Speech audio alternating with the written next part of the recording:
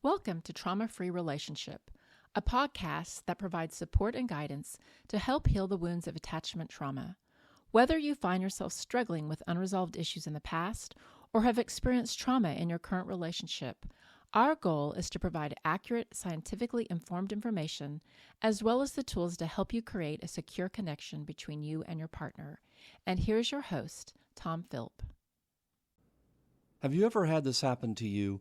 Say your partner's responding or saying something and they give you a certain look, or maybe they use a tone of voice, and all of a sudden everything inside you just feels this shift and you move into a place of protection. Well, that's what we're going to talk about today. We're going to talk about trauma triggers.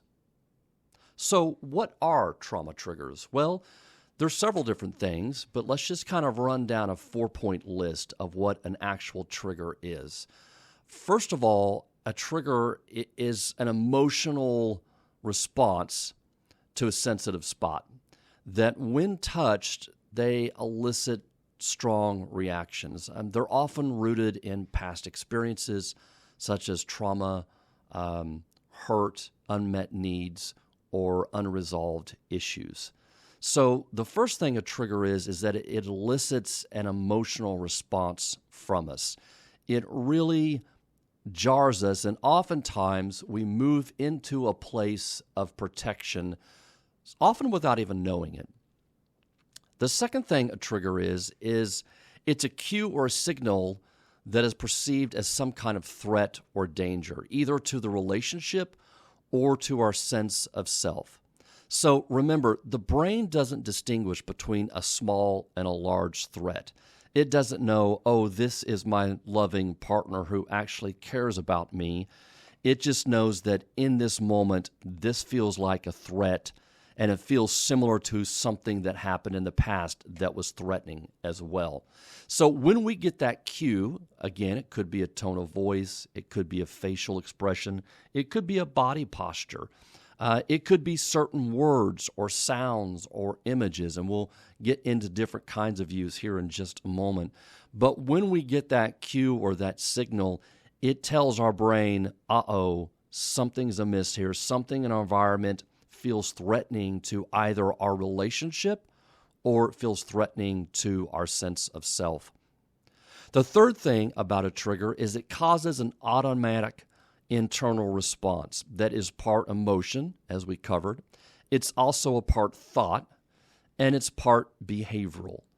And we're going to detail that here in just a moment because there is a cascade of events that happen internally inside of us when we get triggered. But this certainly starts the process for these things happening internally inside of us. When we get a cue or a signal, then we have a strong emotional response, which is part thought and part behavioral as well. And finally, trauma triggers, they cause emotional reactions as if the trauma was still occurring. Now remember, trauma, and even if it's not trauma, even if it's just past hurts, you had a previous spouse that cheated on you and you found them in bed. I'm not making that up. I've had those real stories told to me. You found out they were lying to you over finances. These things can be pivotal moments in a relationship, and though they may not be life-threatening in the terms of quote-unquote trauma, they definitely cause a strong emotional reaction. And oftentimes, because the couple has difficulty being able to repair those kinds of ruptures, they're unresolved at their root. And so trauma triggers, they cause an emotional reaction as if the trauma was still occurring. And again, remember, trauma lives in the right hemisphere. It lives in the right side of our brain, which is the nonverbal side of our brain. That part of the brain is most closely aligned and connected to our emotional centers as well as our threat centers of the brain. And so that's why we can take in these cues from our partner. That's why all of a sudden it feels threatening to us. And oftentimes we don't have words to put to these emotional reactions.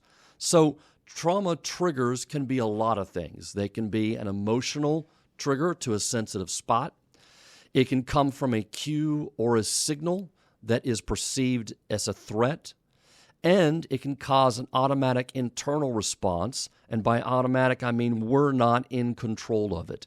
It's happening at an implicit level of our consciousness. And we don't sit there and say to ourselves, oh my gosh, I saw that look. Now I think I'm going to get frustrated and get angry, or I'm going to begin to feel worthless and I'm going to withdraw from my partner. It is an automatic reaction that elicits an emotion, a thought, which is the meaning of that emotion, and then a behavioral or action tendency, which is, do we fight back? Do we shut down? Do we withdraw from our partner? Do we tend to freeze and all of a sudden we don't know what to think? We don't know what to feel. We can't quite gather the words that we want to say to our partner in those moments. And so these fight, flight, or freeze responses are very much a part of the trauma triggers. So in this second part, let's dive in a little bit more and let's talk about what is the different types of triggers, because they can be a lot of different things, and some of which I've already explained. And you probably, the listener, knows already at some level of awareness what a trigger is for you. When my partner uses this tone, it feels condescending. I feel like they're the parent and I'm the child. I feel like they're talking down to me. And that just goes all through me. That just goes all over me. So yeah, then you know, if that's a scenario that fits for you at all, you know what kind of trigger sets you off. You know what that trigger is. And you're able to go, yeah, it's when they use that tone, here's the feeling I have, here's the emotion that comes up for me. And finally, here's how I often respond to it. I fight back. I tell my partner, you're not better than me, that you don't always know better than me, that I have a voice in this relationship. And more importantly, I know myself and I get to determine what I want and what I feel and what I need. You don't get to tell me that. So there can be all kinds of different responses. But when we start talking about triggers, we are really talking about primarily 4 different types of triggers, or they can fall into 4 different categories. And the first one is the tone of voice, right? We have an implicit model of what a loving and caring tone is for us. And that's rooted in some of our earliest relationships. Hopefully we have that model. Some people that do have massive amounts of trauma have a very harsh tone of voice embedded in their head from their caretakers, from their parents, whoever it was that may have raised them, that may have been the prominent figures in their life. That tone of voice in their head is very harsh and very critical. Also, at times very damaging to our sense of self and our self-esteem. So when we encounter that tone, it immediately creates a series of events inside of us. And the first thing it does is it creates a physiological shift. And we move into a place of protection because now all of a sudden this feeling has come up inside of us that quite frankly feels really bad. It hurts. It sends us to a place in time that was not fun, that was often difficult, that we often couldn't escape or get out of. And so as a result, we can feel trapped. And again, I don't think it's too often that I point this out, and you'll probably hear me say this more and more and more. When we get triggered, oftentimes it is if the event is still happening. It's not something that happened there and then. It is something that is happening here and now. And I think that's really important because those unresolved issues come back to us in partial and implicit memories, sometimes in whole memories, but sometimes only in partial memories. And it throws us into a place as if the trauma, the hurt, the pain, the struggle, the fears were still present within us. So tone of voice is a huge trigger. tone of voice is most often what happens. I often tell my couples that when they're communicating back and forth, that the vast majority of communication, I think studies show 67%, is nonverbal. And so what the right side of your brain, the right hemisphere, is really tracking is the body posture, the tone of voice, the facial expressions of your partner. And you're picking that up far more than the actual words that they're saying. By the time we're an adult, we have a fairly good grasp of language. And so our left hemisphere, which is the language side of our brain, it can grasp most languages, most context of words, so on and so forth. It doesn't have to work as hard to really pick up the actual words our partner is saying. But the right side of our brain, it's what's in touch with the threat centers and the emotional centers and certainly the attachment centers and our attachment longings that we perceive in the communication between our partners and ourselves. So tone of voice is a huge, huge trigger. And most often, at least in the couples that I see, most often is the cause of the triggers. The second one certainly can be facial expression. There's a lot of research and some great research that was done out there on facial expressions. And I think about the research of Eckerd and how he was able to outline 6 or 7 basic emotions based on facial expressions. And these basic emotions like interest, sadness, anger, disgust, these are the world over. And so, believe it or not, we have certain facial expressions that across cultures and across genders we tend to use when a basic emotion, and by basic I mean the most base emotion, there's several different kind of layers. So if we combine emotions, that can not necessarily be a base emotion. It can be 2 emotions that are coming together to create a new emotion. So for example, abandonment is an emotion, but it's also a cognition, and it's several different emotions coming together. It could be fear and sadness, also with the idea that we could be left or abandoned, and the feeling of aloneness that can elicit, all can create a sense of abandonment. So that would be a complex emotion, abandonment or rejection, whereas I'm talking about our most based physiological emotions. And those are often housed in our facial expressions. So when you're talking to your partner and they have a furrowed brow, their eyebrows tend to scrunch down, move towards, you might not, based on your history, know quite how to interpret that. One interpretation might be, oh, well, they're confused and I need to explain myself better. Another interpretation may be, oh, they're angry and they didn't like what I just said. A third interpretation might be, oh my gosh, they think I'm an idiot. They think what I'm saying is completely wrong. And so now I'm going into this shame spiral about myself and about what I'm saying. All of a sudden, I feel very embarrassed or humiliated about what I've said because I feel like there's judgment behind their eyes. So we can interpret facial expressions in a broad spectrum, but that can often be very much a trigger for us.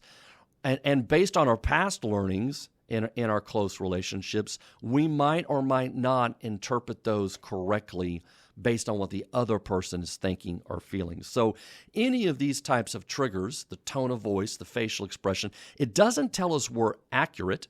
As a matter of fact, there's a broad base of evidence that suggests that when we get triggered, because we move into a nonverbal and emotional part of our brain, we are more likely to misinterpret what our partner is thinking and feeling.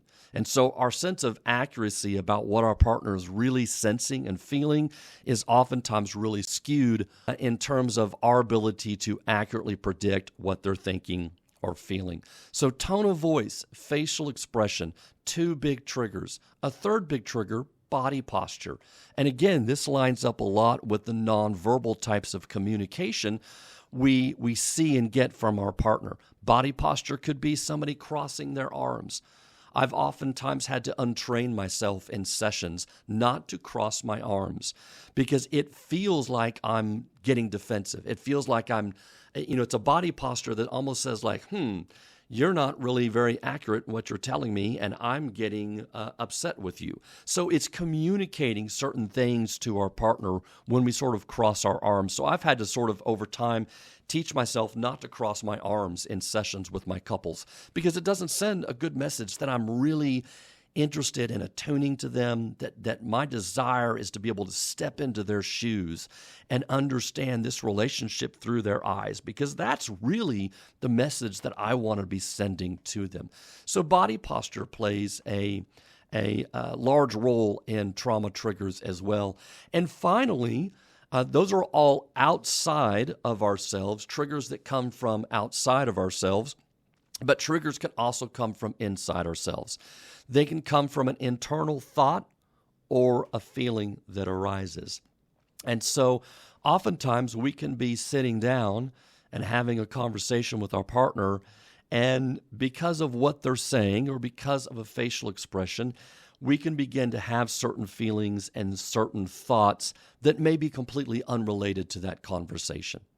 And so it's not necessarily outside of us that we get triggered. It can be from inside of us as well. And so those internal thoughts and feelings can rise up and they can trigger us.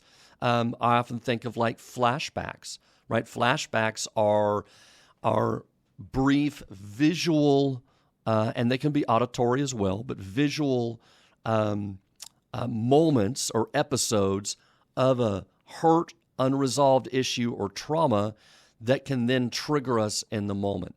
And so we can be having a conversation that recalls a certain time or a memory that comes back to us that then internally creates a trigger inside of us as well. And so those are 4 different broad categories of types of different triggers. And I call them trauma triggers, but they can also be just general hurts and any unresolved pain point from our past, or even from something that's happened in our current relationship. Now, this third part, what I want to talk about is our internal response to triggers. And I alluded to this when I was talking about what an actual trigger is. Because when we get triggered, as I've said, there is a cue that is sent to us that is interpreted as a threat, either a threat within our relationship or a threat to our sense of self. And then a series of events happens inside of us. The first thing that happens is that we have some kind of an emotion or feeling that immediately rises up in us. And so that may be fear, or it may be sadness, or it may be disgust. Maybe we are really disgusted by what our partner is saying. And it could be, of course, it could be a sense of happiness. It could be a sense of joy. Maybe our partner is saying something loving and kind and validating and encouraging to us. And so that can be a positive thing that we need to learn how to take in to replace those negative triggers so that we can really learn how to install the positive feelings in our relationship as well. And I probably don't talk enough about that in my podcast, because installing and reinforcing those positive feelings in our relationship is just as crucial as being able to dive in and resolve and learn how to share with our partner those hurtful and painful emotions. So the first thing that happens is we get triggered, we get that cue, it feels like a threat, and then this emotion or feeling rises up inside of us. And because oftentimes it's an unpleasant emotion, we really don't like to sit with that very long. And so that emotion immediately recalls some kind of meaning or a story that we tell ourselves. And the story could be something we tell ourselves about our partner. Our partner is a bad person because they're wanting to hurt us right now. Our partner just doesn't get what I'm saying. It's almost like they just don't see me or hear me at all. Or maybe you tell a story about yourself. I'm a bad person because I think this or I feel this. Or I'm a bad person because I couldn't stop myself from getting hurt right now. Or I must be weak because this affects me. This hurt me, what my partner just said, or what they just, the look they just gave me. And so there's a meaning, a story that we tell ourselves that comes along with these emotions. And then when we begin to tell ourselves these stories, we immediately have some kind of a behavioral response. There's an action tendency that comes along with these. And so maybe it is to shut down, to pull away. Maybe it's to disassociate. We want to cut off and compartmentalize our feelings. This feels really bad. I hate this feeling when it comes up. I don't like feeling sad. I don't like feeling anxious. I don't like feeling bad about myself and my low self-esteem. So I'm just going to compartmentalize my feelings. I'm going to disassociate from them. And that way I don't have to feel this anymore. I'm going to cut those feelings off. Or we might go into a fight and an angry or an aggressive stance.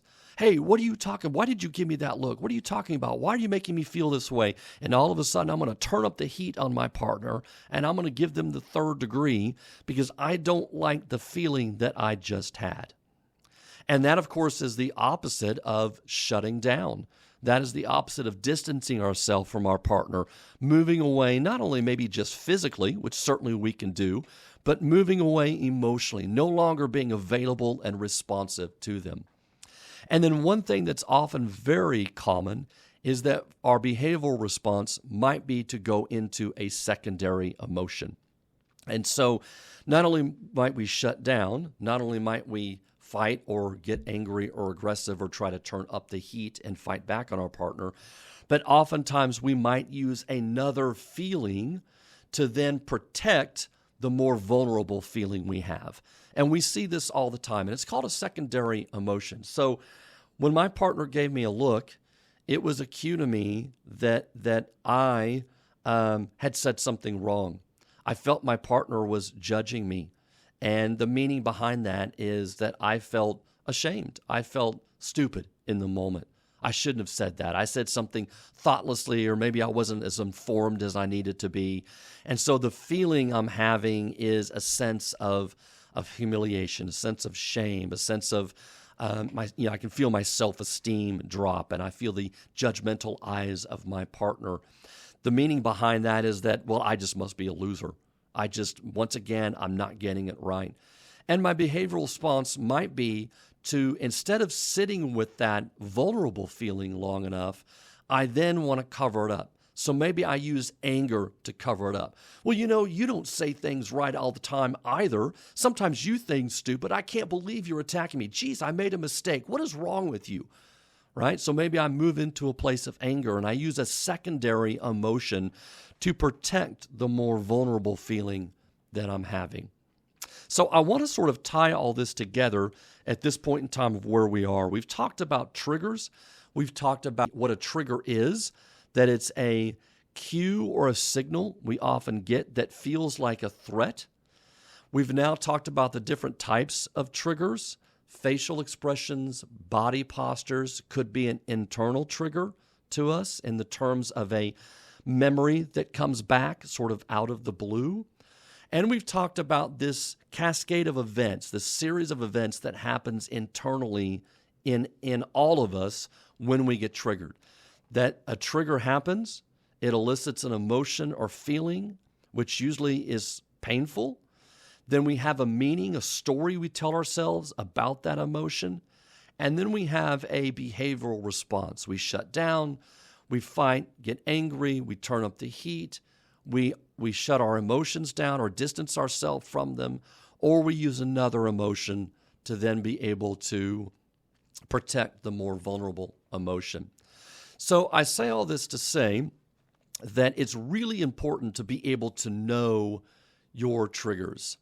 Because in order to do that, you've got to be able to find yourself and be aware enough of yourself to be able to somewhat anticipate. You're not going to be able to anticipate all our triggers because they are just that. They often come out of the blue for us.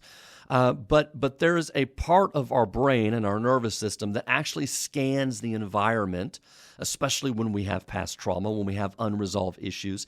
It scans the environment enough to put us on some kind of awareness that Are we going to get triggered in this kind of an environment? And so after a trigger, it takes time for our nervous system to learn to recover and return to baseline. And so knowing your triggers, knowing when you get triggered, it's really important to give yourself time to be able to take your physiology, your emotional reaction, and pull it back into baseline. And so sometimes, and studies have shown, that could be anywhere from 15 to 30 to maybe even 60 minutes, depending on your window of tolerance.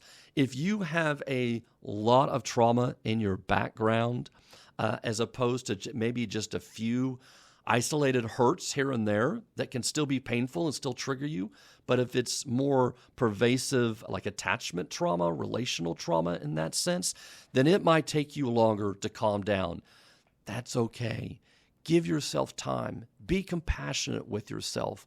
Let yourself know, I have just been triggered and I need to take some time to allow myself to come back to baseline physiologically. Because if you don't, then any kind of reaction you give in that moment is going to be a reaction that comes out of a place of self-preservation, defensiveness, and your protective strategies that you use. So first of all, give yourself time when you get triggered. Secondly, self-soothe. Self-compassion is hugely important in this moment. Being able to recall an internalized figure that was calming and soothing. Usually there's always somebody in the life of my couples that was a champion of them when they were younger. When they did not have a great home life, there's always an aunt, an uncle, a neighbor next door, my best friend's parents. Somebody saw me and saw my worth. And if that's a relationship that you can recall, you need to be able to recall those relationships and recall the loving gleam in their eye when they saw you, because that is really important to be able to remember when we often get triggered. Self-soothing can also come in the form of listening to music, taking a walk, taking a drive, taking a warm bath. Sometimes I will tell my couples they need to be able to calm themselves and self-soothe by rubbing their arm. So rub your forearm in a nice, calm, stroking manner, as if a warm and loving parent was comforting you in that moment.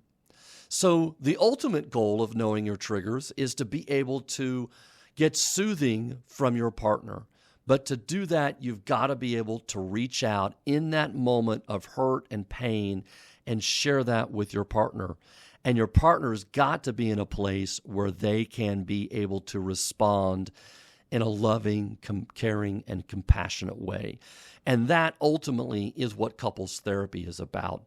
The healing that we do, that I do with my couples, is all about helping partners get into a place of those unresolved, painful issues and sharing them with their partner, and their partner being able to show up, being able to respond to them in those moments.